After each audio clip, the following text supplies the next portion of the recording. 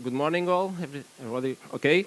Of course, my first words are for my co-speakers on the panel. Actually, admiring, and it's really a big thing that you do. Actually, respect for you and all the activities. Thank you all. Thank you, Arlindo, for the invitation on the diving talks. I am the director of Portuguese Life Saving Institute. I was here for 1 year, and now I'm going to another job. But I was a little bit surprised when I was invited to talk in the diving talks about what we do in the institute, actually because there is apparently no connection with the diving. Actually, there is one thing, because my background, I'm a Navy diver, so it was a happy topic to talk today with you guys.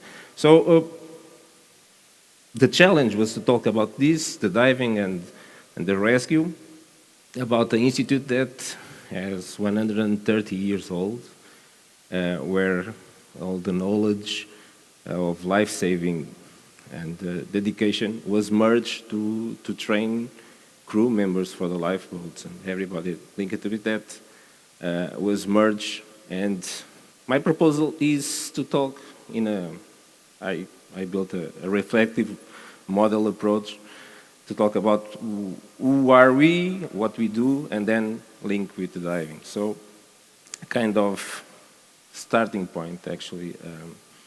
Our institute is the responsible for the things that are related with the regulation of the maritime rescue, the battered assistance, and the shipwreck relief. So our action is a little bit around all the coastline, beaches, rivers, lakes, and public pools, where the risk is. And we are kind of regulation of the crew members of the lifeboat stations, the lifeguards, and all the complementary sea thing related to the rescue.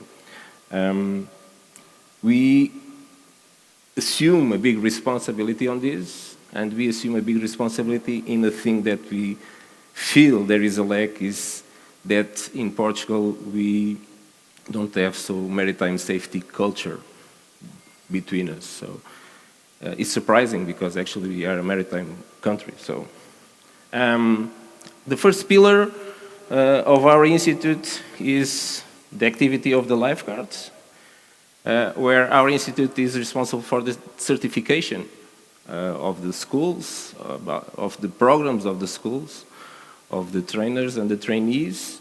And in terms of our responsibilities, the audition and the inspection of the activity of all of this is a concern.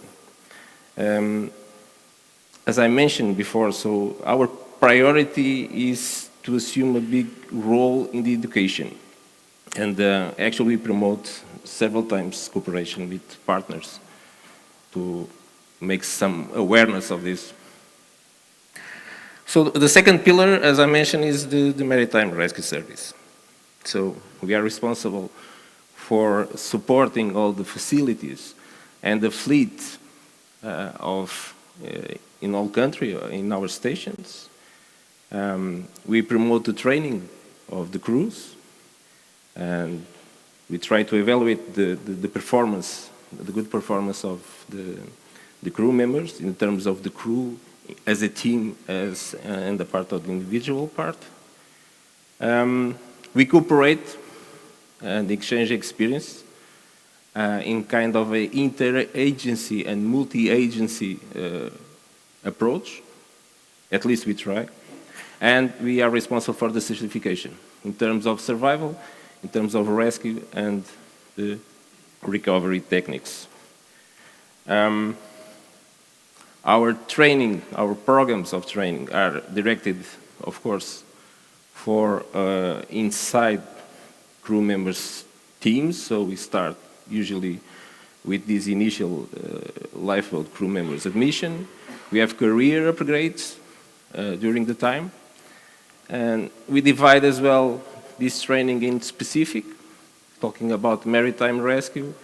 we talk about rescue, and we talk about recovery, a kind of specialization part, maneuver of large capacity rescue boats, and in terms of continuous training, we try to promote among them things like life support, trauma, oxygen therapy, this pneumatic line thrower, capsize, jet ski, watercraft rescue operator, okay.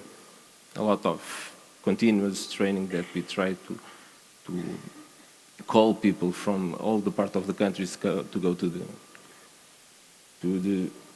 our headquarters. All of this in a country actually that we have to realize that we have a big responsibility. Our economic zone is 18 times our territory. There is a continental shelf extension proposal that we try to reach that is 44 times our territory.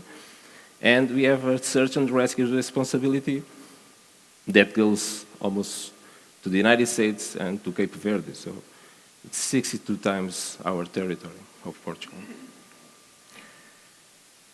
What we have in this ISN, the Portuguese Life Saving Institute, is more or less these 29 lifeboat stations all around mainland and Madeira and Azores.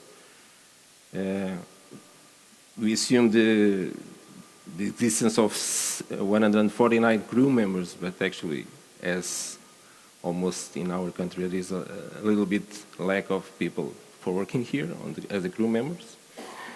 But we have around 110 crew members. We have oceanic, coastal, restricted waters, sheltered waters means, and that's more or less what we are. So, to show you a common day at the office is more like this.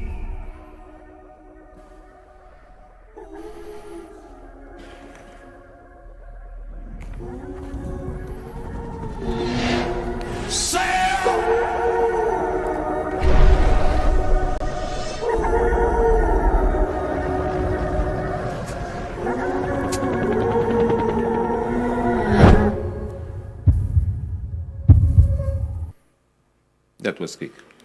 So we arrived to do so what? It's something that actually I wrote more or less that sometimes we arrive to places and then to situations that we consider and we can say unexpected situation, but actually this is not an unexpected situation. But actually it can happen in a rescue. It can happen and happens a lot of times that a ship or a boat, whatever, that capsize can be the need to be rescued by a diver. So it's something that actually for us is a restraint. I consider that a restraint. It was something that when I arrived to the institute, I identify and we start to correct.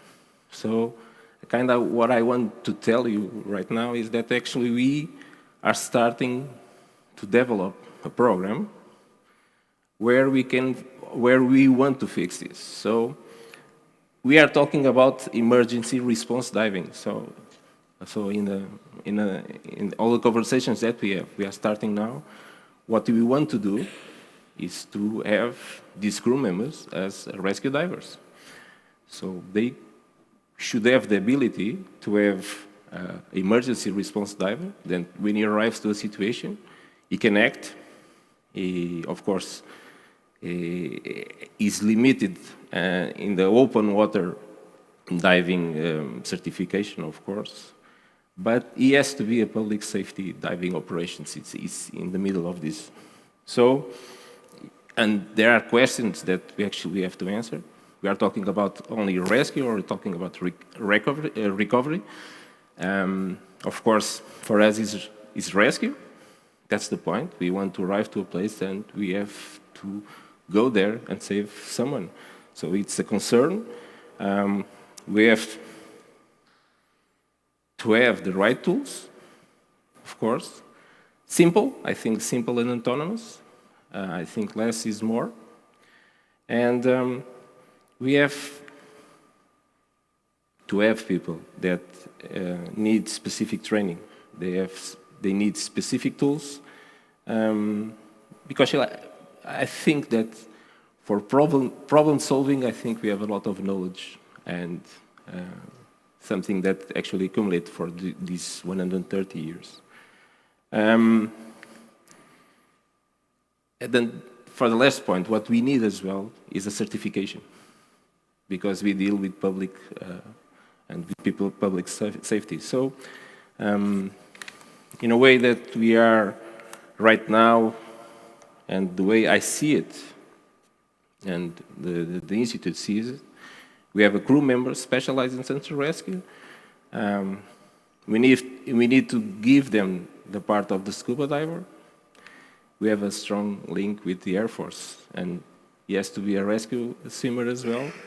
And in the end, hopefully, we can develop now the program to have the right answer for the things that we are going to fight. So I think it's simple, and thank you for your attention.